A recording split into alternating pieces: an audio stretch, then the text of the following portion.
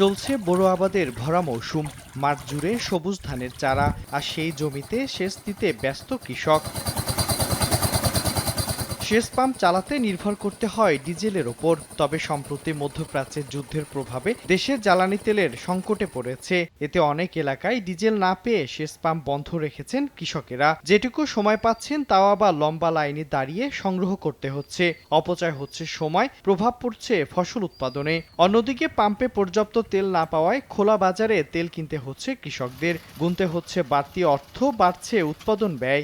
তেল ঠিক মতো আসে না, নাইন দিছি। আবার ওই যে তেলের দাম বেড়ে গেছে, চাষের যে সবজির দাম পাচ্ছেনি। পাম্পে গেলে তেল দিচ্ছে না, দিলেও কম দিতেছে, বা বাজারঘাটে গেলেও আমাদের দাম বাড়ায় দিচ্ছে। তেল পাচ্ছি 2 লিটার, আমার চাহিদা 10 লিটার, আর এই 10 লিটার তেল পাচ্ছি না বলে আমার আরও আবাদের ক্ষতি হয়েছে। তেল পাম্প কর্তৃপক্ষ বলছে কৃষিখাতের জন্য প্রতিদিন 3 লাখ লিটার ডিজেল প্রয়োজন। তবে বর্তমানে 50 থেকে 60 হাজার লিটার ডিজেল পাওয়া যাচ্ছে। তেলের ডিপোতে কোনো ঘাটতি নেই। আমরা 2 গাড়ি তেল চেয়েছি, বৃহস্পতিবারের দিন 2 গাড়ি তেল দিচ্ছি। আমরা 2 গাড়ি তেল এসে আমরা একদিন চালাতে পারেন।